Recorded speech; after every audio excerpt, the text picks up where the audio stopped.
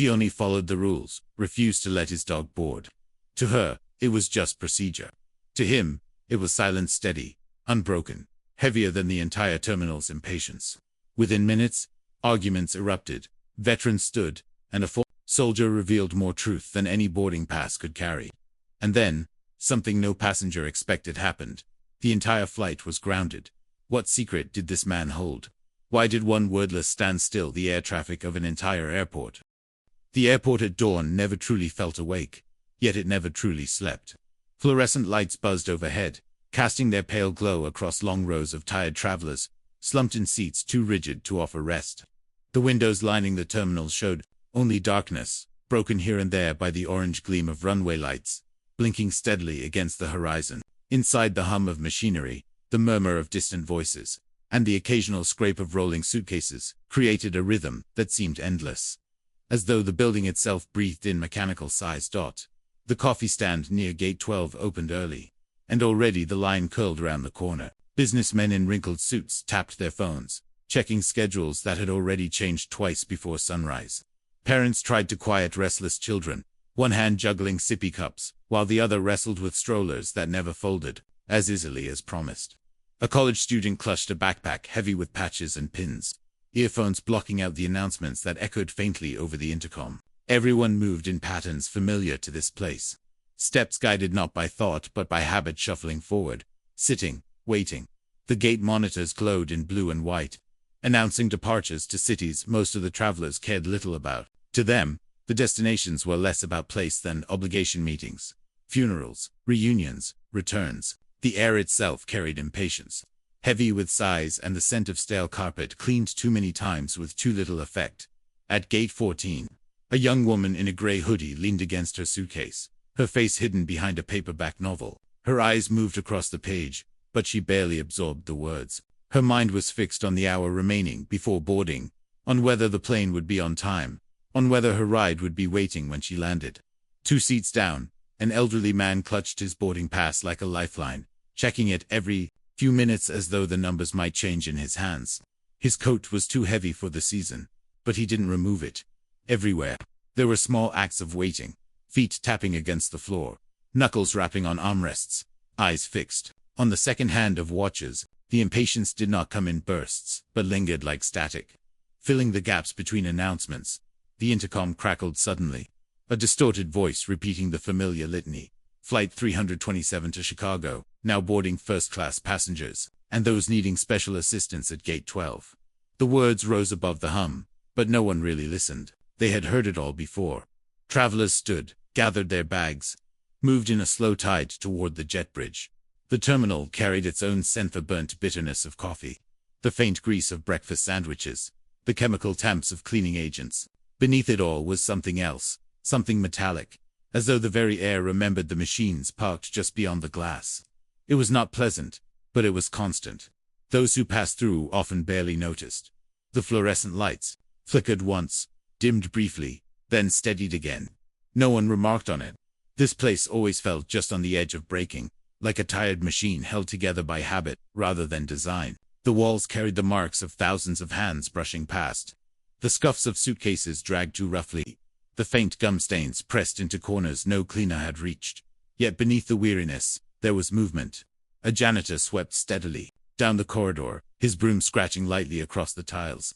A woman in uniform adjusted the velvet ropes at the gate, lining them up in neat rows, though she knew they'd be disturbed within minutes. The security officers stood near the entrance to the jet bridge, their postures stiff but their eyes wandering over the crowd, searching for nothing in particular. Time inside the terminal felt slower than anywhere else. Minutes stretched, anchored by screens that counted down in bold digital numbers. Families leaned on luggage, travelers shifted in their seats, but no one truly relaxed. It was the kind of place where waiting became its own occupation. And through it all, the hum persisted steady, unbroken, like a reminder that the terminal had no need for rest. It carried people in and out, from city to city, hour to hour, while remaining unchanged itself. The faces shifted, the voices echoed differently each day, but the terminal endured, as it always had, sleepless, watchful, indifferent. The day outside had not yet begun, but inside, the terminal was already alive, with the familiar choreography of impatience. Some clutched their phones, some sipped their coffee, some stared blankly ahead. All were caught in the same suspended moment, waiting for doors to open, for flights to call, for engines to rise into the dark sky beyond. The terminal did not care for their stories. It carried them forward all the same. And as the lights flickered, once more, and the intercom crackled to life again, the passengers barely looked up. For them, this was nothing unusual. For the terminal, it was just another dawn. The sliding doors at the far end of the terminal opened with a hiss, letting in a gust of cold morning air, and the shuffle of a man's boots against polished tile. He walked with a deliberate pace, not hurried, not slow, each step steady, as though he had measured the ground before taking it. At his side, tethered by a dark leather leash, moved a dog. The animal drew eyes before the man did. It wasn't its size though, it was large. Built with a quiet strength that made children lean against their mother's arms, it was its composure. The dog's coat was a deep brown, sleek beneath the straps of a harness marked with patches, sewn tightly against the nylon. On one side, embroidered in block letters, were the words "Service Animal." On the other, smaller but no less clear, were the insignias of units most travelers would not recognize, but some veterans might.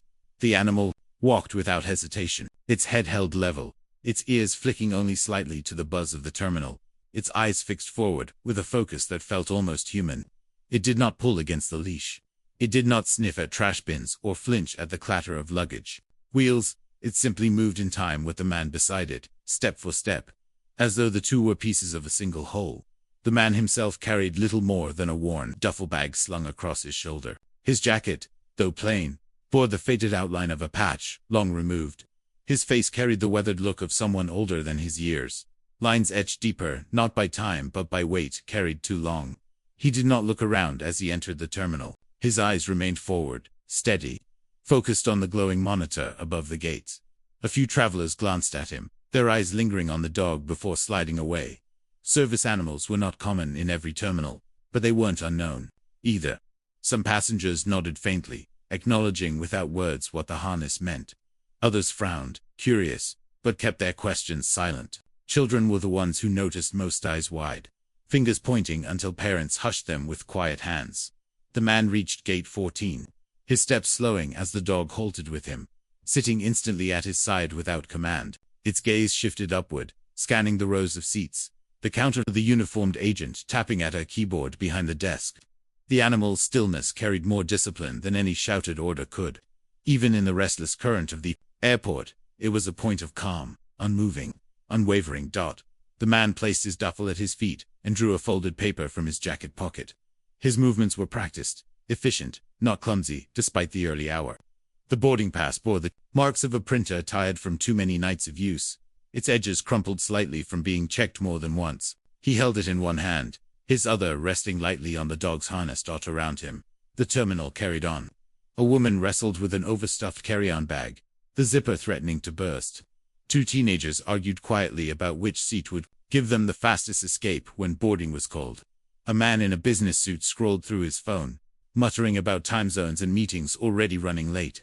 None of them noticed how the air seemed to shift when the man and his dog settled at the gate. None of them understood the weight carried in silence. The dog exhaled once, a slow, steady breath, then returned to its watchful stillness. Its chest rose and fell with the rhythm of something trained for patience. Its paws pressed evenly against the tile, claws clicking faintly as it adjusted once before freezing again. The harness straps creaked slightly when the man shifted his grip, his thumb brushing over the embroidered words, as though confirming they were still there. The gate agent looked up then, her eyes landing first on the man, then dropping to the dog. Her fingers paused above the keyboard. For a brief moment, her face revealed nothing. Then her mouth tightened, just enough to betray thought. She returned to her screen, typing with sharper strokes. The man did not move. The dog did not stir. Together, they waited. In a place filled with impatience. Their stillness was louder than the voices rising and falling around them. And though no one yet knew it, the weight of that silence would change everything before the morning was through. Behind the counter at gate 14, a woman in a navy blue blazer adjusted her name tag until it sat squarely against her lapel. She had been on shift since 4 that morning, and though she masked it well, the hours already showed in the faint pinch around her eyes. Her hair was pulled back tightly, a style meant to convey authority, but leaving little softness in her face. The rulebook of the airline lived in her posture. In the clipped way, she spoke to passengers. In the precise arrangement of boarding passes, she stacked neatly after each scan.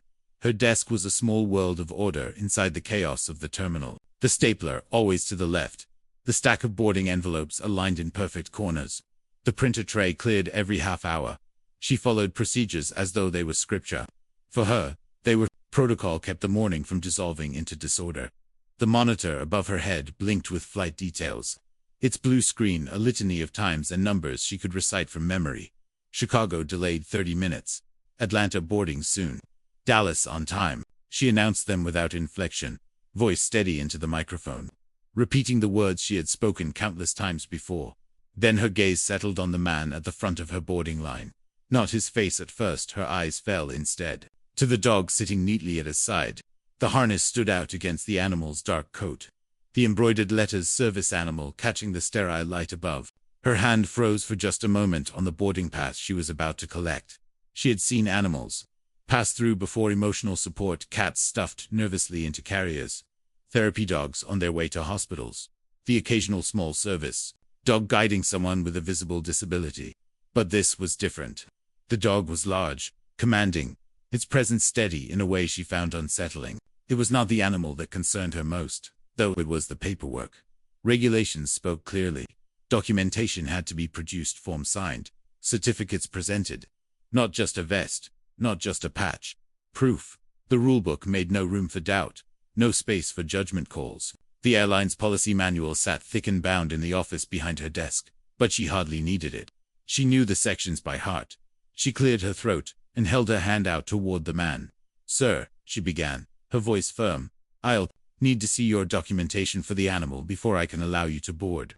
The man's eyes lifted to hers, steady, unreadable. He said nothing at first, only adjusted his grip on the harness, as though grounding himself. Then, without breaking his gaze, he pulled a folded packet of papers from his duffel. He held them out, neat, organized, already prepared. She accepted them briskly, flipping through each page. Her eyes scanned for seals, for signatures, for any discrepancy that could justify her hesitation. The words blurred slightly in her fatigue, but she pressed on, lips tightening when the documentation seemed in order. Still, doubt lingered. Her mind returned to the training sessions she had sat through. The bullet points hammered into her until they echoed even in her dreams. Verify paperwork. Confirm certification. Do not rely on appearances. Mistakes meant consequences. Consequences meant reprimands, or worse. She glanced at the dog again, its eyes fixed calmly on the floor, its breathing steady. No disruption, no aggression. Yet something about its stillness unsettled her. It seemed too composed, too precise, as though it had been trained for more than guiding a man through crowded airports. The line behind him shifted, restless. A woman coughed. A child tugged at his mother's sleeve. The agent felt the weight of their eyes, their impatience, but her focus stayed on the papers in her hands. She tapped them against the counter once, aligning the edges, then placed them back in front of him. "I'll need further verification," she said, her tone clipped, official. "These forms are not sufficient without confirmation in the system. Until then, I cannot permit boarding with the animal." The man's jaw tightened almost imperceptibly. His silence lingered, heavier than protest. His hand rested gently on the dog's harness, thumb brushing over the patch like a reminder to himself. The agent straightened her blazer, bracing herself against the unease that prickled at her neck. To her, this was procedure, nothing more. Rules to follow, boxes to check. But as she looked again at the dog, sitting motionless at the man's side, she could not shake the sense that the rulebook in her hands was about to collide with something far beyond her training. And though she did not know it yet, her in policy, bound by procedure, would ripple through the terminal in ways no regulation could contain. The line at gate 14 shuffled forward with the usual rustle of papers and the groan of suitcase wheels. The gate agent kept her face composed, the rulebook still whispering in the back of her mind as she tapped the edge of the man's paperwork against the counter. She looked at him once more, then at the dog waiting obediently at his side. Her decision came quickly, wrapped in the clipped tone she used when passengers grew restless or rules were tested. "I'm sorry, sir," she said, her voice louder than before, "but this animal cannot board without additional clearance. You'll need to reschedule or leave the dog behind." The words cut through the air sharper than she expected. A hush fell across the space nearest the gate, a ripple of silence breaking the steady hum of the terminal. The man stood still, his posture unmoving. His grip on the harness tightened slightly, just enough to make the leather creak. The dog did not stir. It remained seated, gaze fixed forward, its breathing steady and controlled. For a moment, it seemed he might argue. Travelers who noticed the exchange waited, half expecting raised voices, some confrontation loud enough to drown out the buzz of the monitors above. But the man said nothing. His eyes shifted down toward the animal, softening for the first time since he had entered the gate area. He whispered something, a single word no one else caught, and the dog leaned closer to his leg, as though it understood perfectly. The gate agent straightened the papers in her hands again, trying to ignore the way unease pricked at her skin. Her supervisor's warnings rang faintly in memory. Never waver. Never bend the rules. Never make an exception that could be used against you later. She had followed that guidance for years. She would not falter now. Behind the man, passengers exchanged glances. A woman with a stroller pressed her lips together, eyes flicking between the dog and the agent, as if silently urging her to relent.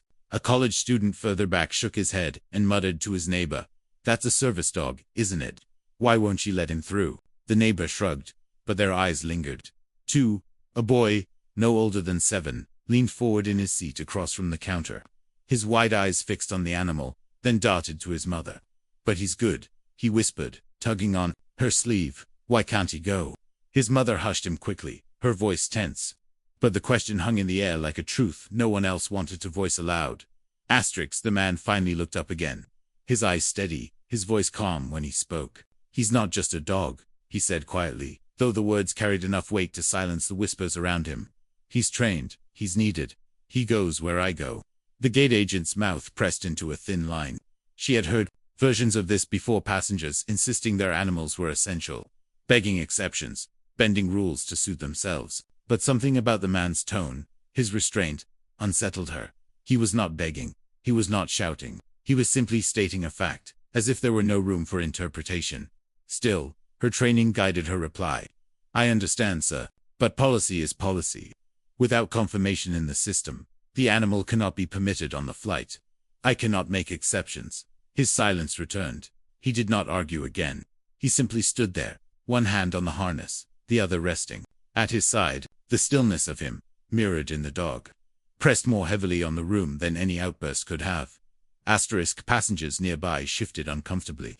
Some muttered words of support under their breath, though none spoke loudly enough for the agent to hear. Others frowned, annoyed at the delay, impatient to move past the standoff and onto the plane. The line stalled, tension thickening with each passing second. The dog blinked once, ears flicking faintly at the sound of an intercom announcement from another gate, then returned to its patient vigil. Its calmness seemed to mock the chaos brewing around it. Its very presence was proof enough to some of the onlookers, though proof that carried no weight in the agent's ledger of rules. At last, the agent set the papers back on the counter. She slid them toward the man with a firm hand, her eyes hardening to mask the unease stirring beneath. "You may not proceed," she said, her words clipped. "The dog stays here." The denial landed heavier than any raised voice could have. The man's shoulders squared, his silence sharpening into something unspoken but undeniable. He bent slightly, brushing his hand against the dog's head, and together they stepped aside, out of the line but not away from the gate. The agent returned to her work, calling the next passenger forward, her tone brisk as if nothing had happened. But the passengers in line glanced back at the man and his dog, their expressions uneasy, their whispers carrying just enough to reach one another. The denial had been spoken, but the moment was not finished, not by far. He stood apart from the line now, the denied papers folded once more in his hand, the weight of them no heavier than before, but somehow sharper in meaning. The crowd shifted around him, boots and sneakers squeaking against the tile, voices spilling into murmurs that rose and fell like the tide. Yet he did not move. He stood still, one hand resting on the harness at his side, the other loose against his thigh. The dog, obedient as shadow, pressed close to his leg, its ears pricked, but its body calm, as though waiting for a signal only it would understand. Silence was not new to him. Silence had been his companion in deserts where the air shimmered with heat and the radio hissed static after contact was lost. Silence had been the pause before orders came, the space between a convoy rolling out and the first crack of gunfire. He knew silence. He wore it like a coat, steady and unyielding dot in the terminal. It unsettled people. A man standing denied at the gate was supposed to argue, to shout, to protest his treatment. Passengers expected raised voices. A confrontation sharp enough to break the monotony of waiting. But this man's quiet unnerved him more than anger ever could. He did not look defeated. He did not look desperate. He simply stood, as though the ground itself had told him to hold position. The boy across the aisle watched him openly, chin propped on the armrest of his mother's chair. "Why doesn't he say something?" the child whispered, not bothering to lower his voice. The mother hushed him, her eyes darting toward the gate agent, who stood stiffly behind her counter. But her own gaze flicked back to the man again, and again, her mouth pressed into a line she could not quite explain. The lumbering crowd in the boarding lane thinned as passengers passed their tickets to the agent, scanned, and shuffled down the jet bridge. Their glances lingered, though some gave small shakes of the head, as if disapproving of the agent's decision. Others avoided eye contact altogether, as though unwilling to be caught in the current of judgment. The whispers grew legs. "He's military. Look at the patches on the dog. Rules are rules." But still, he did not answer them. His silence stretched, unbroken. He crouched once to rest a hand against the dog's back, fingers threading briefly through its fur, grounding himself in the simple rhythm of breath and bone. The animal leaned into him with a weight that spoke more than words. Trained to remain steady, it did. Trained to read the man's stillness, it did. Together, they stood as one, an island in the noise. The gate agent risked a glance toward him. Her hands busied themselves with boarding passes, her voice reciting the practiced phrases of her job, but her eyes betrayed unease. She had expected anger. She had prepared herself for it. She had not prepared herself for his silence. His refusal to lash out left her without footing. Rules were easier to wield against shouting. Silence made them brittle. Two men seated nearby, veterans themselves by the looks of their faded ball caps, exchanged a glance. One leaned forward, muttering just loud enough for his companion, "I know that look." The other nodded slowly, eyes fixed on the man. "Yeah, he's waiting. Not for her, for something else." The terminal clock ticked loudly above the gate, each second stretching the quiet further. The dog's eyes never left the line of passengers filtering onto the plane, unblinking, unshaken. It shifted only when the man's hand squeezed the harness strap briefly, a silent reassurance. No words, no commands, just the language of steadiness. More whispers swelled, passengers emboldened by their distance from the counter. They should let him through. That dog's trained better than half the people here. She doesn't know what she's doing. None of it reached him. Or if it did, he gave no sign. His silence swallowed both insult and support, leaving only the steady presence of a man who had learned long ago that words were not always weapons. The gate agent avoided his gaze now, her attention fixed on the steady stream of passengers. But her posture was stiffer, her movements sharper. His silence had unsettled her more deeply than any protest could have, and so he stood, waiting, saying nothing, the dog at his side a sentinel carved from muscle and patience. The terminal carried on around him, coffee cups clinking, voices rising and falling, the intercom stuttering flight numbers, but his stillness remained at the center, unbroken. He had been silenced before. He had endured worse. And though no one else knew it, his silence was not surrender. It was a warning. The boarding lane at gate 14 narrowed as more passengers gathered, their voices blending into a restless hum. The man and his dog still stood to the side, silent, but silence in a crowded place never remained untouched for long. It became something to talk around, to whisper about, to fill with speculation. At first, the whispers came soft, hidden behind the lift of a coffee cup or the tug of a suitcase handle. A woman in a tailored jacket leaned toward the man beside her, her words low but sharp. "They won't let him board." Something about the dog. Her companion frowned, eyes flicking toward the animal sitting calm at its master's side. "Doesn't look like trouble to me," he muttered. Behind them, two college students with earbuds draped loosely around their necks shifted closer together, their voices pitched just above a breath. "That's a service harness, right? Wise." She's saying no. The other shrugged, lips curling into a skeptical smirk.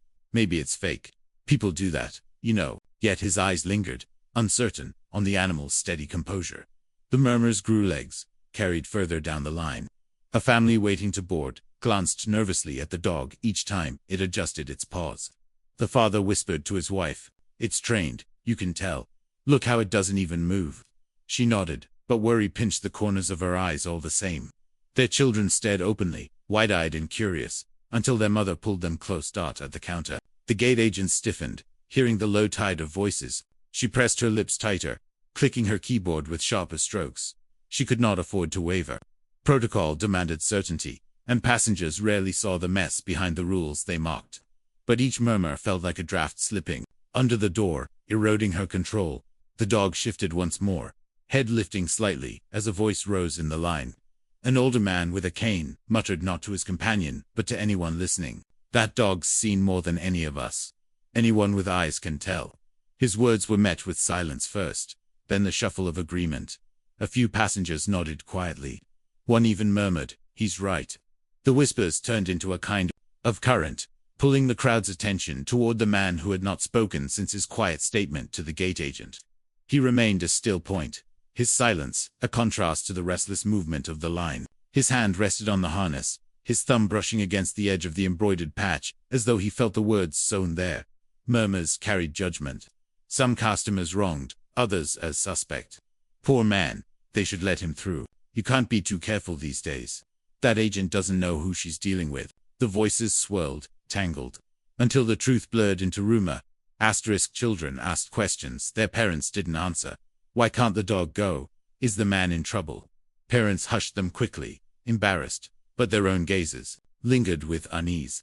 The crowd had grown restless, trapped between sympathy and irritation, between the pull of rules and the pull of instinct. The gate agent made another announcement, her voice sharper than needed. "We are continuing boarding for Group 2. Please have your passes ready." Her words cut through the air, but they did not silence the whispers.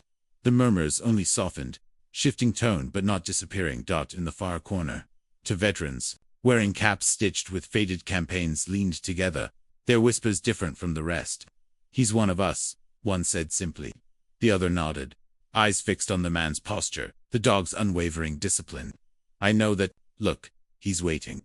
The murmurs thickened, like smoke in the air, impossible to contain. Every new passenger passing through the gate added to them, carried their own judgment into the tide. Some avoided eye contact, pretending not to notice. Others leaned into it, voices low but insistent, demanding answers no one could give. The man gave none. He remained silent, his dog still at his side, the very image of patience. Yet the patience itself seemed to unnerve the room.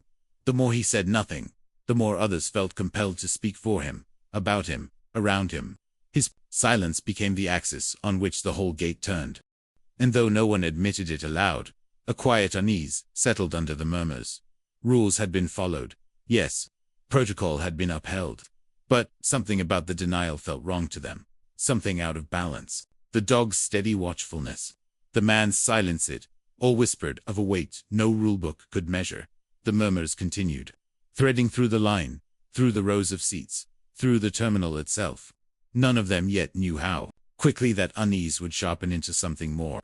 But the current had already begun to turn. The line at gate 14 inched forward, but attention no longer rested on boarding passes or group numbers. It lingered instead on the man and the dog sitting off to the side. The crowd tried not to stare, but their eyes betrayed them. Between glances at their phones and shuffles of luggage, they looked always back to the same spot. Whispers filled the air like a second announcement system running beneath the official one. Among the watchers was a boy no older than 8. He sat cross-legged on a scuffed plastic seat near the window, his sneakers tapping lightly against the tile. His mother scrolled through her phone beside him, lips tight as though she wanted to ignore what unfolded a few feet away. But the boy couldn't. His eyes stayed fixed on the dog, wide with the kind of fascination only children carried openly. The dog hadn't moved for what felt like hours. It sat straight-backed, chest rising and falling in a rhythm steady enough to calm the air around it. The boy tilted his head, studying the harness, the patches, the way the man's hand rested lightly on the strap as though it belonged there, as naturally as breath. The boy's small voice cut through the murmurs before his mother could stop him. Why won't they let his dog go? The question hung in the air, not loud, but clear enough to carry. The people in the line shifted, some glancing at the boy, others at the mother, who stiffened instantly. She lowered her phone, bent close, and whispered, "Don't ask that." But the boy's eyes didn't move. He stared at the dog, waiting for an answer from someone. Anyone. The mother pulled him gently back into the seat. But the question had already slipped free. A man a few rows back muttered, "Good question," before pretending to adjust his bag. A woman near the gate agent whispered to her husband, out of the mouths of children. The murmurs picked up again, sharper this time, carrying the boy's words with them. The man with the dog did not react. His eyes remained forward, his silence unbroken. But his thumb brushed once more against the harness strap, a subtle gesture only the dog seemed to notice. The animal tilted its head slightly, then returned to stillness. The boy noticed. His own head tilted in unison, as though mimicking the animal's patience. The gate agent shifted behind her counter, her shoulders squaring more tightly. She heard it too, the question, the murmurs that followed, the subtle turn of the crowd. Her hand shuffled the boarding passes with more force than needed, a small defiance against the unease creeping toward her post. She told herself the boy's words didn't matter. Children didn't understand protocol, but the crowd did, and their eyes felt heavier by the second. The boy leaned forward again, his voice rising just enough to reach further this time. "He's a soldier, isn't he? That's why the dog listens like that." His mother's hand tightened on his arm, but she didn't shush him now. Her own eyes flicked toward the man, a question flickering in them too, though she said nothing. Passengers nearby turned openly, their whispers louder. "He's right. Look at the way it sits, trained military. You can tell." The truth or falsehood didn't matter. The boy's voice had given shape to the murmurs already circling the room. The silence of the man had left space, and the boy's question had filled it. The line stalled briefly as more passengers looked back than forward. Even those who had tried to avoid it now found themselves caught, pulled into the weight of a child's curiosity. The boy didn't know rules, didn't know policy manuals or system verifications. He only knew what he saw: a man, a dog, and something that felt wrong in how they were being treated. His mother tried to distract him with her phone, pressing it into his hands, but he shook his head, eyes still fixed on the dog. The animal blinked once, slow and calm, and the boy smiled faintly, as though the gesture had been meant for him alone. The whisper spread further, branching off from the boy's simple question, "Why won't they let his dog go?" repeated in different voices, reshaped each time but carrying the same unease. Some voices carried pity, others carried judgment for the agent. A few carried anger, the kind that simmered beneath restraint. The boy leaned his chin on the armrest, repeating the question softer now, almost to himself. Why won't they? But by then, the room had already taken it from him, carrying it like a thread woven through every murmur in the terminal. And though the agent tried to bury herself in the order of boarding passes and flight groups, she could not silence it. The boy's question had become the crowd's question, and once asked, it refused to vanish. The gate agent had built her morning on routine boarding groups, seat assignments, rulebook procedure, and, for a while, it had worked. But now the rhythm was broken. The murmurs had grown too loud. The boy's question still hung in the air, and the man with the dog stood like an unmoving stone just outside the boarding lane. Each new passenger she waved through seemed to glance not at her, but at him. She could feel authority slipping, thread by thread, and she knew what had to come next. She reached for the black phone at the side of the counter, lifting it with practiced calm. Her voice was steady, clipped, when she spoke into it. "Supervisor to gate 14. The handset clicked back into place, louder than she intended. She straightened her blazer, smoothed the papers on her desk, and tried to ignore the eyes of the waiting crowd. She had followed procedure. That was all. Yet she felt the unease of judgment pressing from every direction. It took only minutes, though it felt longer, for the supervisor to appear. He came striding down the concourse in a gray suit, his badge clipped neatly to his pocket, a tablet tucked under one arm. He was younger than many expected, mid-30s, sharp-featured, with the energy of someone who had built his career on enforcing order in places that resisted it. His steps were brisk, precise, his eyes scanning the gate before he even reached the counter. Passengers noticed him immediately. Conversations dropped to whispers. The gate agent straightened further, relief flickering across her face. Reinforcements had arrived. The supervisor's gaze landed first on her, but only for a moment. Then it shifted toward the man and the dog. His stride slowed as he took them in the worn duffel bag, the steady hand on the harness, the dog's stillness like carved stone. His expression remained neutral, but his eyes narrowed slightly, as if cataloging details. He stopped in front of the counter. "What's the issue?" His tone was calm but firm, The voice of someone used to having answers delivered without hesitation. The gate agent lifted the packet of papers she had already reviewed, holding them out with both hands. Passenger attempting to board with an animal. Documentation incomplete. Not verified in the system. The supervisor took the papers, flipping through them quickly, his fingers moving with a fluency that suggested years of the same routine. He glanced once at the dog, then back to the forms. His jaw tightened almost imperceptibly. He set the papers down on the counter, straightening them with deliberate care. His eyes shifted to the man. "Sir, is this your animal?" The man said nothing. He gave only a short nod, his hand resting on the harness strap.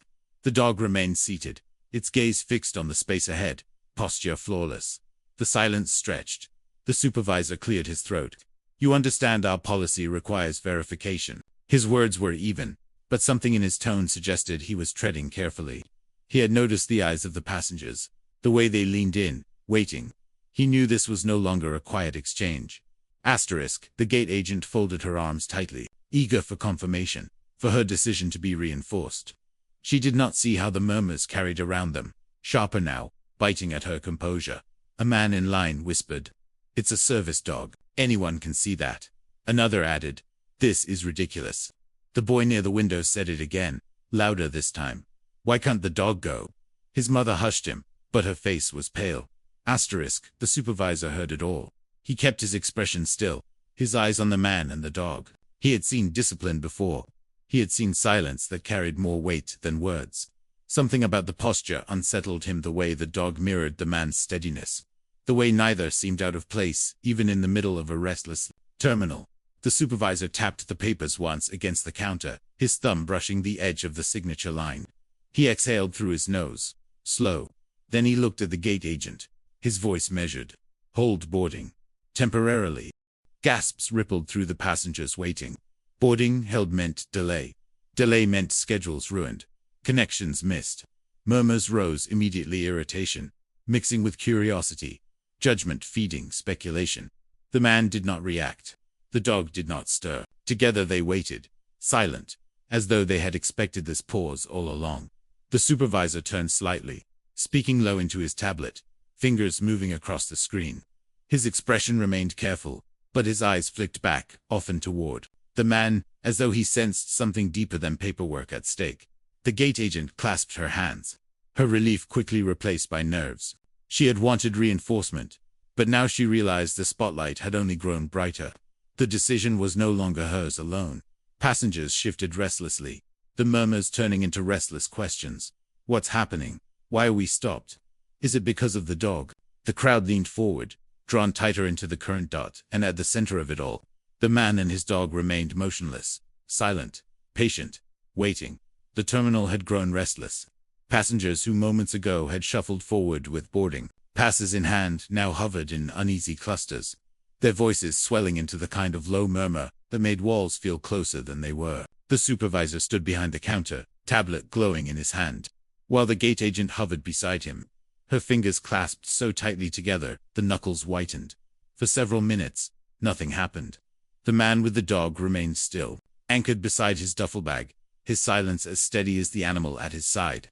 The supervisor scrolled quickly through screens on the tablet, lips pressed into a thin line. His eyes flicked off into the waiting passengers, aware of the tension mounting like static in the air. Then, with a single press of his finger, he tapped into the microphone. The metallic crackle silenced the room. Conversations broke off mid. Children stopped whining. Even the barista at the nearby kiosk paused mid. The announcement system commanded attention, and every ear leaned toward it. "Ladies and gentlemen," the supervisor began, his voice carrying across the gate area, even and professional. "Due to a procedural matter requiring additional verification, boarding for Flight 237 to Dallas is temporarily suspended. Please remain in the gate area. We appreciate your patience and cooperation." The words dropped like stones into the silence. The pause afterward was heavy, as though the room itself struggled to absorb the shift. Then the murmurs exploded. Passengers who had already stepped down the jet bridge were turned back, told to wait. Their frustration spilled into the crowd, like a spark. "What's going on?" They said. "We were boarding. I've got a connection in Dallas. This is ridiculous." Voices rose, sharper, overlapping. Some glanced at the counter with anger. Others turned toward the man with the dog. connecting dots the announcement had not spelled out. "Here's why we're not boarding," someone muttered, loud enough for several to hear. "All this for a dog," another snapped back. "It's not just a dog, it's a service animal, open your eyes." The argument rippled. Small clusters of passengers debating in hurried whispers, while the clock on the wall ticked steadily forward. The boy near the window spoke again, his voice cutting through the noise with a child's clarity. "It's not fair. They're stopping the whole plane because they won't let his dog on." His mother shushed him, but the words had already carried. A woman across the aisle nodded. In agreement, a man in a suit rolled his eyes, muttering about rules and delays. But his voice carried little weight against the rising tide of sympathy. At the counter, the gate agent stood stiff, her eyes darting from the supervisor to the crowd, then back again. She had expected reinforcement, but the announcement had tied her decision to something larger than herself. Now the delay was public, undeniable, a storm gathering in the open. The supervisor set the microphone aside, his face impassive, but his eyes betrayed calculation. He had seen shifts like this before, not in airports, but in boardrooms, in training sessions, in places where one decision could ripple outward far beyond its origin. He glanced once more at the man and the dog. Neither had moved. Neither had spoken, yet somehow, their silence had altered the course of an entire flight. Passengers began checking their watches, dialing phones, typing furiously into keyboards balanced on laps. The hum of frustration thickened, but beneath it ran another current, something quieter, more unsettled. People were asking questions, even if only to themselves. Why had the denial been made? Why did the general procedure feel so wrong? This time, the veterans in the corner exchanged glances. One leaned forward, his voice low but firm. "Told you," he muttered to his companion. "That's no ordinary handler." His companion nodded, eyes sharp, watching the man with a recognition most in the room couldn't place. The delay stretched into minutes, but time at the gate felt slower than the clocks suggested. The dog blinked once, shifting its paws but never rising, its composure unbroken. The man stood beside it like a sentinel, his silence speaking louder than any protest. The passengers, restless and divided, waited. The delay was no longer just about schedules. It was about a question that refused to vanish. The one the boy had voiced. The one the whispers carried still. Why won't they let the dog board? And though the announcement had offered no answers, the silence of the man and his dog seemed to hold one, heavier than policy, heavier than delay. The delay turned the gate into a holding pen, a space where impatience curdled into something sharper. People shifted in their seats, checked their watches too often, and craned their necks toward the counter, as though staring might push time forward. Yet no one could ignore the man with the dog.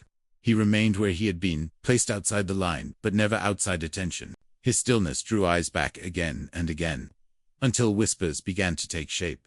It started with a woman in a navy cardigan, her voice carrying just enough to be overheard.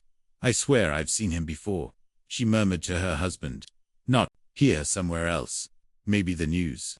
Her husband frowned, skeptical, but his gaze lingered. A young man in business attire leaned across the armrest to the stranger beside him. "You can tell he's military," he whispered. "The haircut, the posture. That dog's no pet. That's a service animal." The stranger nodded, lowering his voice further. "Special forces. Maybe. You don't train a dog like that unless it's for something serious." The boy near the window, restless from waiting, piped up again. "Mom, is he a soldier?" His mother shushed him quickly, cheeks flushed, but she didn't answer. Her silence only confirmed what the boy had guessed. Soon the murmurs spread through the crowd, each voice adding detail, as though memory itself were filling in the blanks. "He looks like someone I saw in Afghanistan coverage. No, I think he was in that story about convoys in Syria. Didn't they use dogs for bomb detection? Maybe that's what his is." The veterans sitting near the corner grew still, their eyes sharper now, their jaws set. They said nothing at first, but the silence between them was different from the others in the room. Finally, one adjusted his cap, his voice gravelly when he spoke. "That's no bomb dog. That's a canine for protection. Military police or security detail." The other nodded. "Either way, trained. And loyal. You don't separate a dog like that from its handler. Not without consequence." Passengers around them leaned in, drawn to the authority in their tone. The whispers shifted again, sharper with speculation. The man's silence, once unsettling, now seemed to hold weight. If he was who they thought he was, then what did it mean that he'd been denied? The gate agent heard fragments of it, too. Though she kept her eyes locked on her monitor, she could feel the tide of the room shifting around her. But she clung to her policy like a shield. Verification, clearance, procedure. That was her truth. Yet the unease in her chest betrayed her. The supervisor, tablet still in hand, paced a few steps away from the counter. He was listening as well. He didn't stop the murmurs, he couldn't. But he measured them. Noted how quickly they grew, how easily strangers filled silence with legend. He knew enough about crowds to understand when perception began to outweigh facts. And this crowd was tilting. The man himself remained unmoved. His gaze was steady, his silence unbroken. He gave the whispers nothing to confirm, nothing to deny. The dog, calm and alert, pressed against his leg, its discipline louder than words. But perception did not need permission. It grew on its own, feeding on imagination, on memory, on fear, on admiration. Soon the whispers took on a tone of reverence. He's seen combat, he's done things none of us could. That dog probably saved lives. Even those who had rolled their eyes earlier now found themselves quiet, listening. The boy at the window leaned forward until his forehead pressed against the glass, watching the dog as if it might move and reveal some hidden truth. No one knew the full story. No one dared ask. But in the charged silence of the delay, the whispers carried more power than facts. They began to weave the man into something larger than himself, figure shaped by rumor and respect, by fear and admiration. And though the general announcement had blamed procedure, the passengers now believed something more was at play. Something about the man, something about the dog, something about a past that could not be left behind.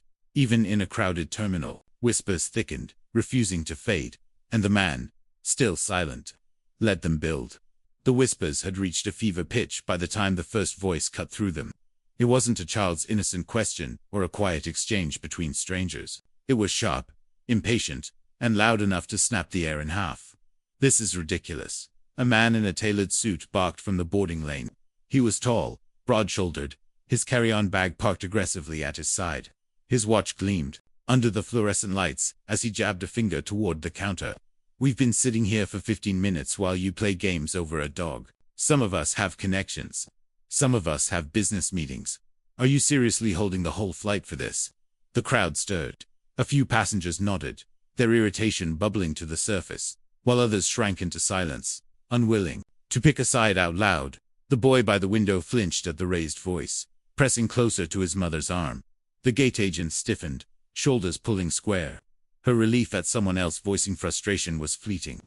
The supervisor turned slowly toward the man in the suit, his jaw tightening, his voice measured. "Sir, we ask for your patience.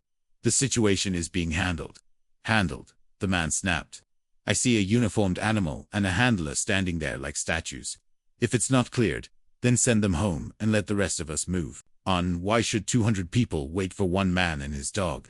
The dog lifted its head slightly at the outburst, ears pricking, body still otherwise motionless. Its handler didn't move. He remained rooted, gaze fixed straight ahead, his silence cutting sharper than the man's anger. The calmness unnerved some in the crowd, though they couldn't explain why. The veterans in the corner exchanged glances. One of them leaned forward, his voice gravelly but carrying. "Careful what you say, son.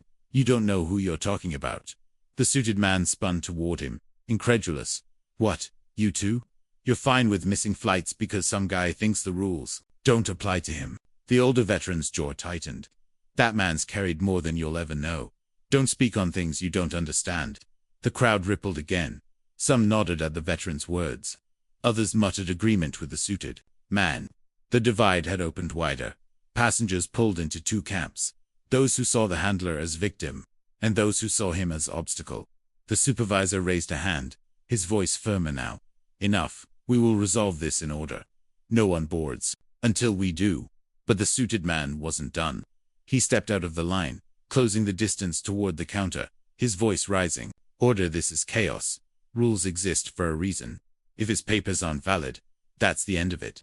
You can't just bend procedure because a crowd feels sorry for someone. That's not how an airport works." The gate agent swallowed hard, caught between siding with the customer's frustration and the growing tide of sympathy for the silent handler. Her hands fidgeted with the boarding passes she had already stamped, the edges crumpling. The handler finally moved. Slowly, deliberately, he turned his head toward the suited man. His eyes locked with his, steady, unblinking. He didn't speak. He didn't need to. The silence in that stare was heavier than any words could have been. The suited man faltered. His jaw worked. His hand twitched at his side, but the strength of his anger slipped.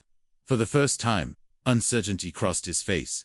The veterans nodded slightly, recognizing it for what it was. The discipline of a man who had faced storms, far greater than raised voices in a terminal.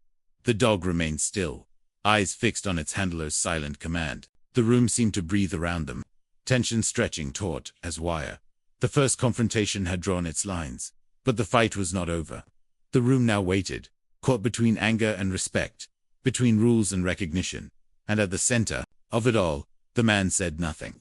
His silence was answer enough. The supervisor's radio crackled before the crowd had fully settled.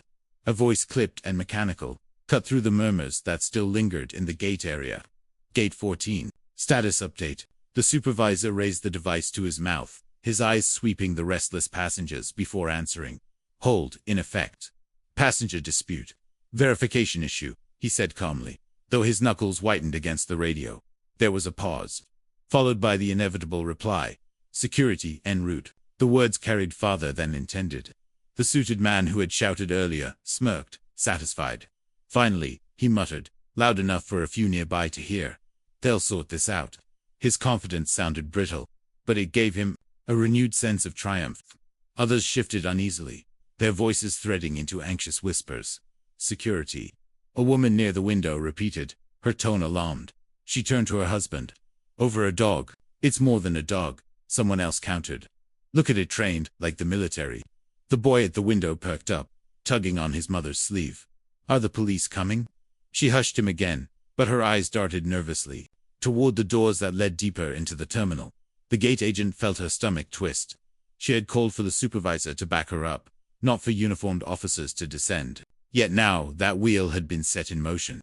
Security never walked slowly. They came with authority, with questions that could not be brushed aside.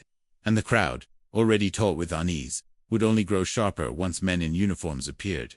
The man with the dog didn't move. He hadn't flinched at the announcement, hadn't shifted at the word security. His hand remained steady on the harness strap, his gaze fixed straight ahead. The dog mirrored him, still silent, its ears pricked but its body grounded. To anyone watching, it was as though they had expected this moment all along. The supervisor tucked the radio back into his belt, his expression unreadable. He felt the weight of the room pressing in, every eye demanding answers he didn't have. He looked once more at the handler, then at the gate agent, whose eyes betrayed more doubt than resolve now. Minutes stretched thin. Every second without motion only heightened the tension.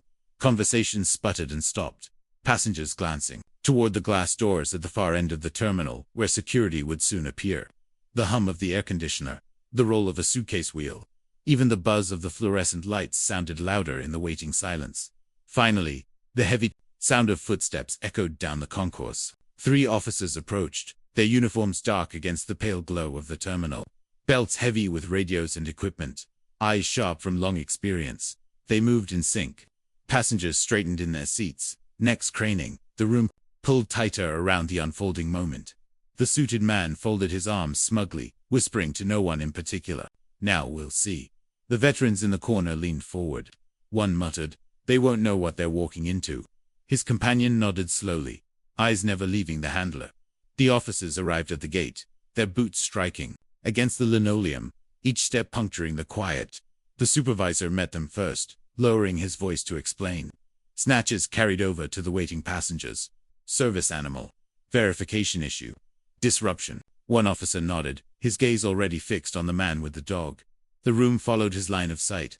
The handler stood exactly as before, unflinching, his silence heavier than the chatter around him. The dog's stillness seemed to command as much attention as the officers themselves. The lead officer stepped forward, his voice firm but controlled. Sir, we'll need to ask you a few questions. The crowd leaned in as one. The boy at the window whispered, he's not scared. His mother pulled him close, but her own eyes betrayed the same realization. The first confrontation had been between passenger and passenger. This one would be different. This one would be official, and though the man had not spoken a word yet, the entire gate held its breath, waiting for what silence would mean now. The 3 officers fanned out in front of the counter, their presence, shifting the room into a brittle hush.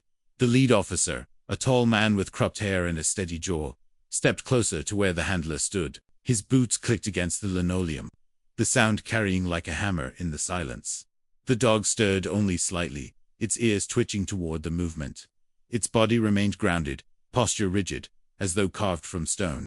The handler's hand rested on the harness strap, his thumb brushing the edge in the same absent, deliberate way it had all morning. He didn't flinch. He didn't retreat. He simply waited. The officer stopped a few feet away, his voice projecting with the weight of someone used to being obeyed. "Sir, may I ask your name?" The question, simple as it was, filled the room. Like a challenge, it wasn't just about identification. It was about authority, about whether the silence that had carried so much weight until now would bend to official command. The crowd leaned forward, eyes locked on the handler. The boy at the window whispered, "What's he going to say?" The handler lifted his gaze at last, meeting the officer's eyes. The stillness in that look carried something unsettling, calm, measured, but not submissive. Seconds ticked by before he spoke, his voice low but clear. "Carter." The officer tilted his head slightly. "Mr. Carter, this animal your animal do, you have documentation for him?" A pause stretched. The handler's silence seemed deliberate, like a weight placed carefully on each word before release. Then he answered, "I do. You've already seen it." His tone was not defiant, but resolute. The gate agent stiffened at the counter, heat rising in her cheeks. She could feel the passenger's eyes on her, questioning. The supervisor shifted uncomfortably, but said nothing. The officer gestured toward the harness. "This is a service animal." The handler nodded once. His hand remained on the strap. "He is, and his purpose." The officer pressed, his tone still even, but edged with formality. The handler's gaze sharpened, though his voice never rose. "Protection, stability, recognition. He's trained to stand where I cannot." Murmurs rippled through the crowd. The veterans in the corner exchanged glances, their nods almost imperceptible but heavy with understanding. One whispered to the other, "That's a combat K9. I'd stake my life on it." The officer studied the dog, the harness, then the man's face. Something in his posture shifted, not submission, not surrender, but respect, creeping at the edges of duty. Still, procedure demanded he continue. "Sir," the officer said carefully, "the gate staff has raised concerns that your paperwork doesn't meet the airline's verification system. Without that confirmation, they cannot allow boarding. I need you to explain why that is." The handler's silence returned, stretching like a taut wire. The crowd held its breath, sensing the tension in the air. Finally, his answer came, clipped and measured. "Because not everything worth carrying fits into your system." Gasps rippled through the passengers. Some muttered, "What does that mean?" Others stared at him with dawning recognition, as though the words hinted at truths larger than flights and policies. The dog exhaled softly, a slow, steady sound that carried in the stillness. The officer hesitated. He had asked a procedural question and received something heavier, something that sounded less like explanation and more like testimony. He opened, his mouth depressed further, but the weight of the silence stopped him. Behind the counter, the supervisor rubbed the bridge of his nose. The gate agent shuffled the papers again, her earlier certainty now paper-thin. Passengers shifted in their seats, restless, caught between irritation and awe. The boy by the window whispered to his mother, "He's a soldier." "I know he is." His mother didn't answer, but her hand tightened around his shoulder. The officer finally spoke again, slower this time. "Mr. Carter, I need you to understand. If you don't comply with verification, the flight cannot proceed." Carter's eyes held. "And if the flight cannot proceed, perhaps it's because the truth doesn't fit your boxes." The words landed heavy, cryptic to some, resonant to others. The veterans sat straighter, their faces etched with recognition. The suited man near the front rolled his eyes, muttering something about nonsense. But his voice carried no weight now. The officer remained silent for a long moment, his jaw tightening, his gaze locked with Carter's. The dog's stillness mirrored the tension, unmoving, waiting. The first question had been asked. The first answer had been given, but neither had resolved the weight hanging in the air. The confrontation was only beginning. The officer's exchange with Carter had done nothing to ease the room. If anything, it split it clean in half. The silence that followed was quickly filled by the passengers themselves, their voices rising in fragments, weaving a tapestry of conflict that stretched from one end of the gate to the other. A woman in a dark blazer, perched on the edge of her seat with a laptop balanced on her knees, spoke first. "This is absurd," she said sharply. "We all have places to be. If his paperwork doesn't check out, then that's the end of it. Send him home and let us board." Her words carried the hard tone of deadlines and flight connections missed, the kind that resonated with business travelers in the rows around her. Several nodded in agreement. But another voice came quickly, firm and cutting. A middle-aged man in a ball cap leaned forward, pointing toward Carter. "That's a service dog if I've ever seen one. You don't train an animal to sit like that, to move like that, unless it's for something important. He belongs on that plane." His voice carried conviction, and the veterans in the corner nodded silently. The boy by the window broke in, loud enough for several nearby to hear. "He's a soldier. That's why the dog's with him." His mother tried again to hush him, but it was too late. His certainty rippled through the room like a spark. Now the crowd was alive. Voices competing, cutting across one another. This isn't about being a soldier. Rules are rules. Sometimes rules are wrong. You can see what that dog is. He should have to prove it. Everyone else does. He already has. Look at him. Look at the dog. The gate area became a courtroom. The passengers its jury, each person grasping at their own truth. Some glared openly at Carter, blaming him for the delay. Others defended him fiercely, their voices heated with sympathy or admiration. A few remained silent, torn between impatience and unease, unwilling to take a side but unable to ignore the tension. The suited man who had spoken earlier seized his chance to raise his voice again. He stood near the front of the crowd, his face red with frustration. "We're being manipulated," he barked. "All this mystique, all this silence, it's theater. He knows the system, and he's trying to get around it. And we're all paying the price." His words found traction with a small cluster near the boarding lane nodded, muttering angrily about missed connections and wasted time. But others turned on him quickly. "You don't talk to him that way," snapped the man in the ball cap. "You don't mock someone who's given more than you ever will." The veterans spoke then, their gravelly voices carrying farther than expected. "That dog's trained for service," one said. "I've seen it before. Overseas. You don't separate them. You don't question it like this," the other added. "He's earned more respect than he's getting right now." The room swayed, the divide cutting sharper, like two tides pulling in opposite directions. The officers sensed it too. Their posture stiffened, their hands resting near their belts. Not from threat, but from awareness crowds could turn quickly. And this one teetered on the edge of open argument. At the counter, the gate agent shrank. Behind her screen, her certainty unraveling as the noise grew louder. The supervisor raised a hand, trying to calm the passengers. But his voice was drowned in the clamor. Through it all, Carter remained silent. His hand stayed on the harness strap, his eyes forward. The dog mirrored him composed, unflinching. Their stillness stood in stark contrast to the chaos around them, a center of gravity in a storm of voices. Some passengers noticed. Their shouts quieted, their arguments faltered. The image of the man and his dog, silent, steady, untouched by the noise, began to draw the room back into uneasy quiet. The sides had been chosen, the lines drawn. But the argument was no longer just about rules or delays. It had become about meaning, about respect, about whether silence could outweigh procedure. And as the last voices faded, the room realized one truth. The flight was no longer just about Dallas. It was about him. The supervisor stood behind the counter, his tablet dimmed in his hand, watching the room fracture into two camps. He had managed gate delays before, storms that grounded entire fleets, technical faults that left passengers stranded for hours, but none of them had felt like this. This wasn't weather. It wasn't mechanics. It wasn't even paperwork. Not anymore. It was something heavier, something human, and it sat squarely in his lap. He looked at Carter. The man hadn't moved. His hand was still on the harness strap, his shoulders squared, his gaze fixed on nothing and everything all at once. The dog pressed close, breathing slow, its discipline like a wall against the rising tide of the crowd.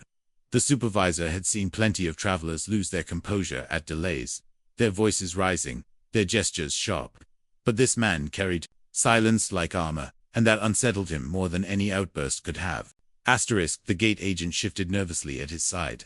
She had been the one to raise the flag, to question the paperwork. But now she seemed to shrink, with every whisper that carried through the terminal.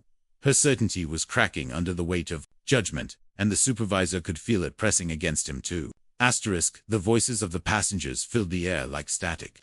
On one side, demands for procedure, for rules, for boarding to resume.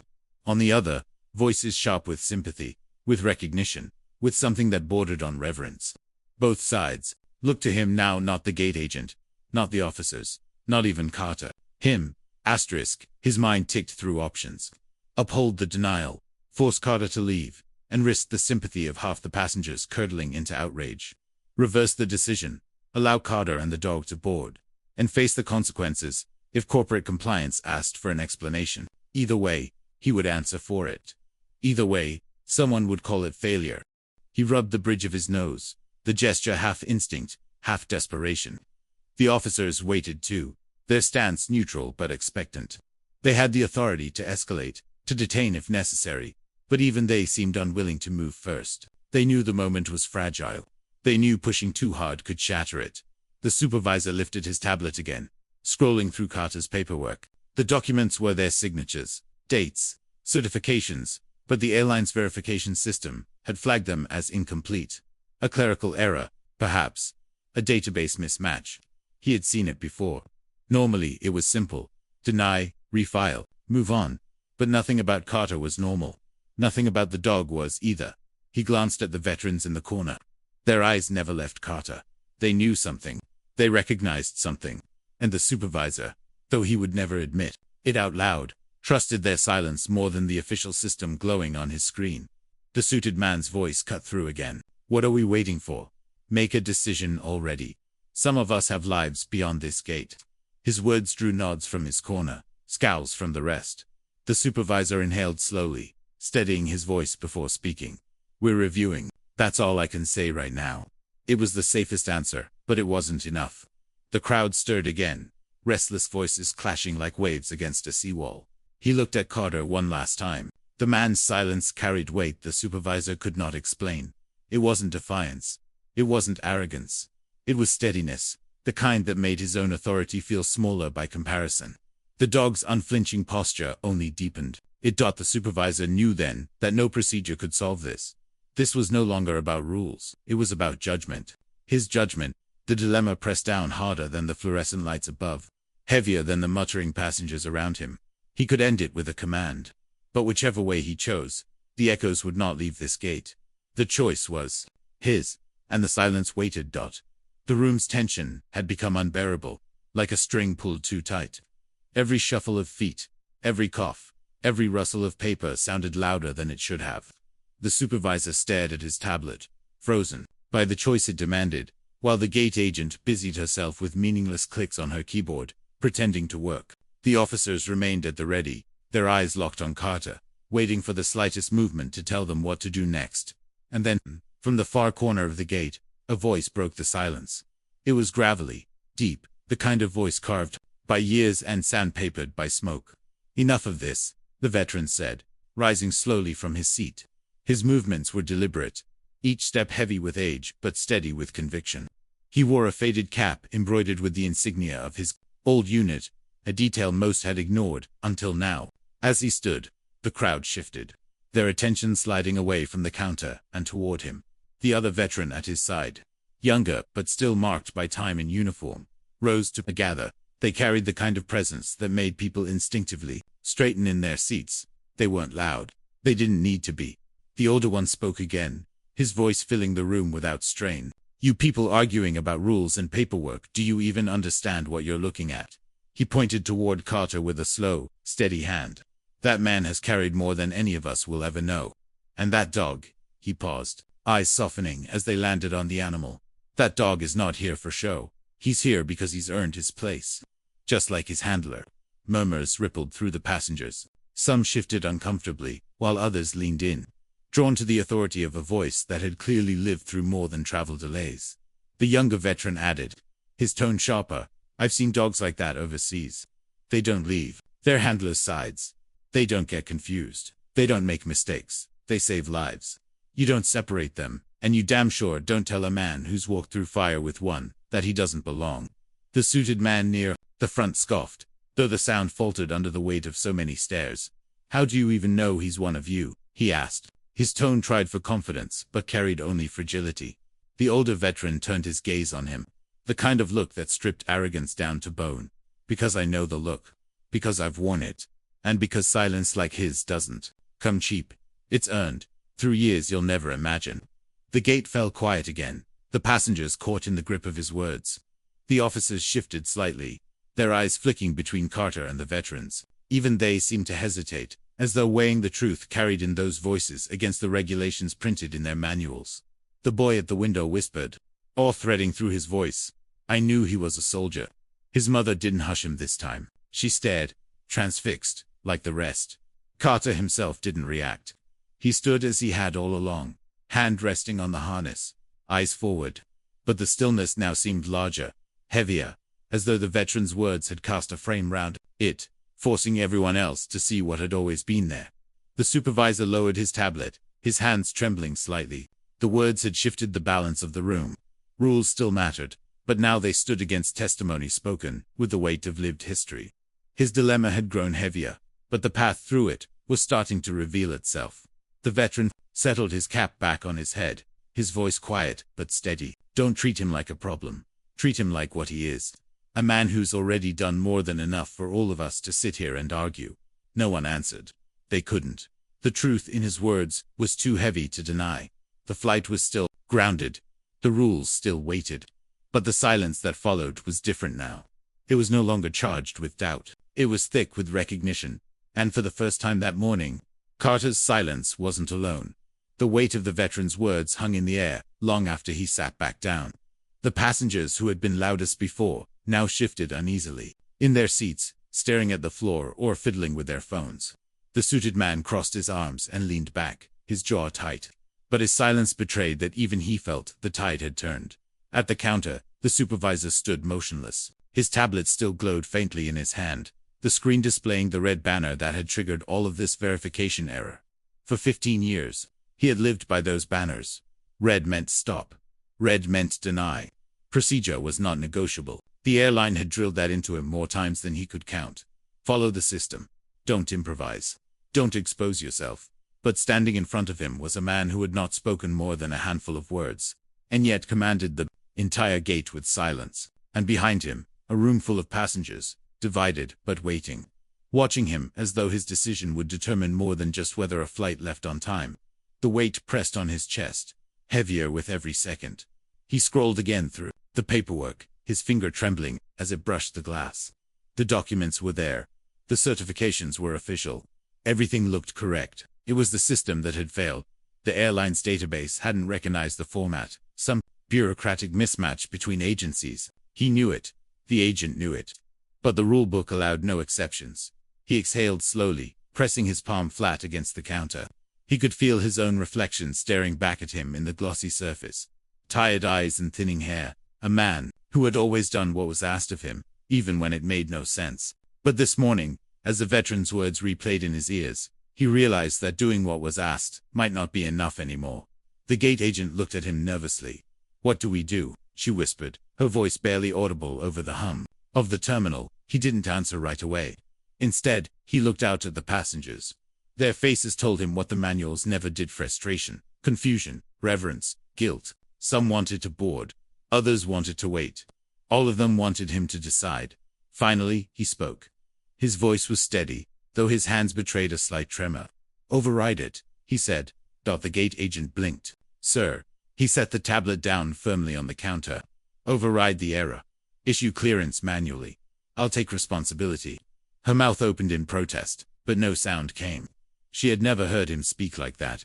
For years, he had been the face of policy, the man who lectured new hires about procedure. To hear him break it now felt like watching stone crack. The suited man shot up from his seat, his voice loud and sharp. You can't do that. That's against regulations. The supervisor turned toward him, his voice firmer than it had been all morning. Regulations don't always see the whole picture. I do. The passengers murmured, some nodding, others whispering objections. But the decision was made. The officers exchanged glances, uncertain, but none of them moved to intervene. The veterans in the corner leaned back slowly, their faces marked with quiet approval. The supervisor turned back. To Carter for the first time, he looked directly into the man's eyes. You and your partner were bored when the rest do. Carter didn't smile. He didn't nod. He simply stood, steady as ever, his silence acknowledging the weight of the decision, without needing to put it into words. The dog pressed closer against his leg, its stillness echoing the moment. The supervisor straightened his tie, feeling the weight of every watching eye. He knew what he had done. He knew the report that would follow, the emails from corporate, the reprimands. But for the first time in years, he didn't care. The rules had not guided him this morning. Judgment had. And judgment, he realized, would have to carry the flight forward. The supervisor's words had barely settled over the crowd when the suited man exploded. His chair scraped harshly against the linoleum as he shot to his feet, his voice cracking through the air like a whip. "This is insane," he shouted, his face flushed red, his fist clenched around the handle of his briefcase. "You're just going to ignore regulations? For a man who won't even explain himself? What kind of circus is this?" Every head turned.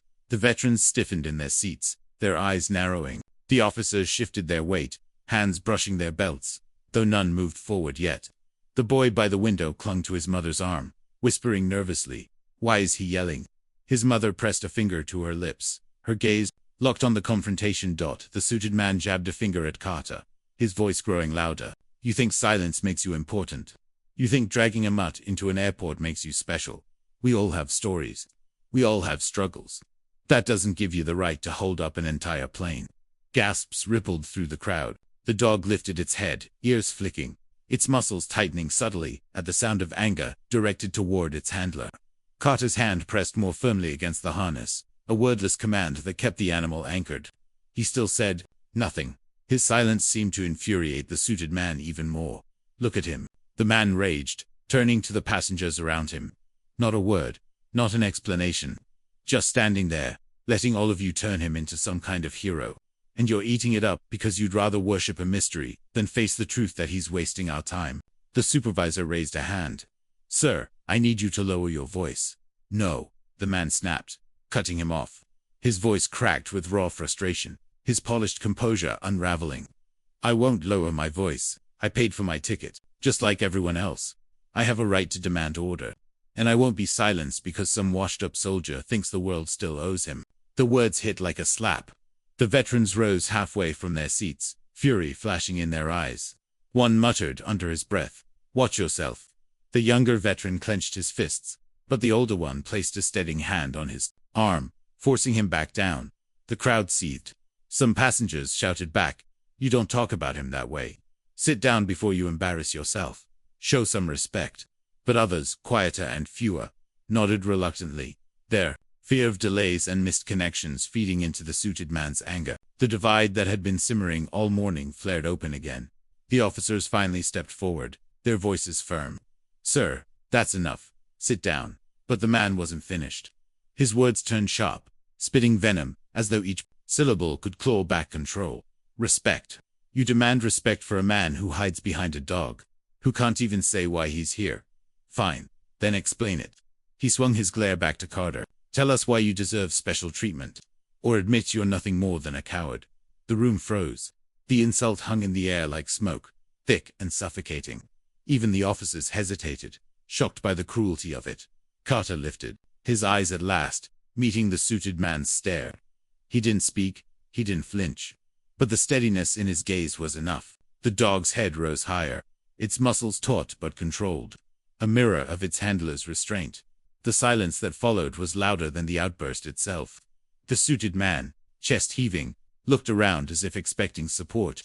Instead, he found faces hardened against him, faces that saw not righteous anger but desperation. The older veteran's voice cut through, calm but sharp as steel. "Careful, son. You just showed this whole room who the real coward is." The suited man faltered, his shoulders stiffened, his jaw clenched, but his words dried up. The officers closed in, one placing a hand firmly on his arm. "Sir, sit down." For a moment, it seemed he might resist. His pride burned in his eyes, his fingers twitching against the briefcase handle. But the weight of the room crushed him, the stares, the silence, the judgment. Slowly, grudgingly, he sank back into his seat, his face pale with fury. The passengers exhaled as one, the tension breaking like glass. The boy by the window whispered. The dog didn't even move. His Mother smiled faintly, her eyes never leaving Carter. The suited man's outburst had failed, and in failing, it had shifted the room even further.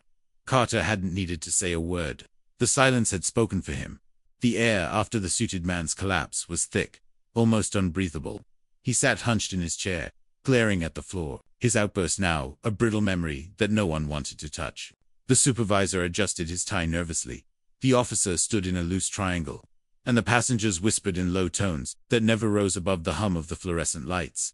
And then, for the first time since he had entered the gate, the dog moved. That wasn't dramatic. There was no bark, no snap of teeth, no sudden lunge. It was a shift, slow, deliberate, precise. The animal lifted itself from its rigid seated posture and stepped forward until its body was slightly ahead of Carter's legs, its head tilted, ears pricked, eyes sweeping the room with a focus so sharp it cut through the murmurs.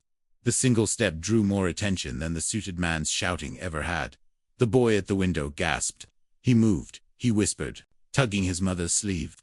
She nodded slowly, her eyes wide, as though she had witnessed something sacred. The veterans knew immediately what it meant. They leaned forward, their gazes sharpening, recognition etched into the lines of their faces. "He's signaling," the older one murmured under his breath. His companion gave a slow nod, jaw tight. "Not threat," he clarified. "Awareness. He's reading the room." The officers noticed it too. Their hands twitched closer to their belts, instinct telling them to prepare. But none of them moved further. Something in the dog's stillness, even in motion, told them this wasn't a challenge. It was control. Carter's hand tightened subtly on the harness strap, his thumb pressing once along the leather. A signal, quiet and unseen, yet understood by the dog instantly. The animal froze again, posture firm, eyes still sweeping. The bond between them was visible, now not handler and pet, but two halves of a single unit, one silent command matched by immediate obedience. The passengers leaned into the moment. Conversation stilled. Even the suited man lifted his head, slightly, his anger cracked by unease. The dog's presence filled the gate with something no human voice could replicate. Discipline born from training, too precise to fake. Maria, a passenger who had sat silently until now, finally spoke. Her voice trembled, not from fear but from realization. "That's not a service dog from a brochure. That's a working dog. Military, police, something like that." Her words spread quickly, picked up by whispers, confirmed by nods from those who had begun to see it too. The supervisor felt his throat tighten. He had overridden the system, bent procedure, trusted instinct. And now, watching the dog move first, he felt a strange reassurance. The animal wasn't chaos. It wasn't a liability. It was control, discipline, a living argument against the red banner flashing on his tablet. The boy by the window pressed closer to the glass, his voice clear despite his mother's attempts to hush him. "He's protecting him. That's what he's doing. He's making sure nobody gets too close." For once, no one contradicted the child. Carter still hadn't spoken. He hadn't moved, beyond that single press of his thumb against the harness. Yet the silence that clung to him now felt different. It wasn't emptiness. It was filled with meaning, amplified by the dog's subtle assertion of presence. Together, they had shifted the weight of the room without a word. The officers relaxed, fractionally, though their eyes never left the pair. The veterans leaned back, nodding faintly, as though the silent demonstration had confirmed everything they already believed. The suited man looked smaller than ever. His words, his fury, his pride, they all seemed paper-thin compared to the quiet authority radiating from a single step forward. He lowered his gaze again, shoulders hunched. The fight drained from him completely. The gate was silent now, not out of fear, not out of confusion, but out of respect for the first time unanimous, shared across every row of plastic chairs and every passenger waiting for boarding. The dog had spoken first, and no one in the room dared argue with what it said. The departure board above the gate continued to flash the same words it had for the last hour. Delayed. The digital clock beneath it ticked onward. Each passing minute, another reminder that time had slowed to a crawl. But inside the gate area, the passengers no longer stared at their watches or muttered about missed connections. Their attention stayed locked on the man and the dog who had turned the morning into something no one could have predicted. The officers lingered at the edges of the crowd, their radios crackling faintly, awaiting direction from a chain of command that had gone strangely quiet. Normally, delays spiraled upward through a cold tree dispatch operations. Corporate Compliance, each demanding updates, each pressing for resolution. But now, as the supervisor glanced at his phone, he noticed something unusual. The airline's response was slower than normal, hesitant, almost as though word of what was happening here had already reached ears high enough to stall judgment. Passengers shifted uneasily in their seats. For all their division earlier, they were united now in stillness. The suited man sat hunched over, silent and pale, as if retreating into himself. The boy by the window rested his forehead against the glass, his breath fogging a small circle. As he whispered to his mother, "Why aren't we leaving?" She didn't answer. She, like the rest, had stopped worrying about schedules. The weight of the moment made flight numbers and destinations feel suddenly irrelevant. At the counter, the gate agent stared at her monitor, as if willing it to change. Her fingers hovered above the keyboard, but she dared not move. Beside her, the supervisor kept the tablet dark, refusing to look at the red banner that still glowed there. He had already made his choice, already broken protocol. To look at it again would only remind him of the cost. Carter stood where he always had, the dog pressed against his leg. They hadn't moved beyond that single step forward. Yet their presence had altered the atmosphere entirely. It was no longer an airport gate. It was something closer to a courtroom, or a sanctuary, or both, a place where judgment had been passed, not by rules, but by recognition. The veterans remained upright in their seats, their hands folded neatly on the table before them. Their eyes never left Carter. They didn't speak, didn't need to. Their silence was no longer passive. It was solidarity. Time dragged. 10 minutes passed. Then 15. Boarding should have resumed, the scanner beeping passengers through one by one. But the jet bridge stayed empty. The door closed, the plane waiting at the end of the tunnel. The pilot, glimpsed briefly through the cockpit window, sat motionless too, his hands folded on the controls. It was as if the entire flight crew, passengers, machinery had agreed to hold its breath. Whispers flickered at the edges of the room. Why don't they just start? The plane's ready. What are they waiting for? But each whisper died quickly, hushed by the same realization. The wait wasn't mechanical. It was human. Everyone was waiting on a single figure who had not moved, who had not spoken, but who now held the rhythm of the morning in his silence. The boy pressed closer to his mother. "Are they waiting for him?" he asked. This time, she answered. Yes, it was true. The flight was waiting, not for clearance from corporate, not for fuel trucks or baggage handlers, not for paperwork. It was waiting for Carter. For the man whose silence had grown heavier than all their impatience combined. The supervisor felt it in his chest. The officers felt it in their stance. The passengers, whether they admitted it aloud or not, felt it. In their bones, the dog's ears twitched once, its body leaning ever so slightly into its handler. A signal so small most would have missed it. But the veterans saw. And in that gesture, they understood what the rest of the room had already sensed. The flight could not leave until Carter did. The flight was ready.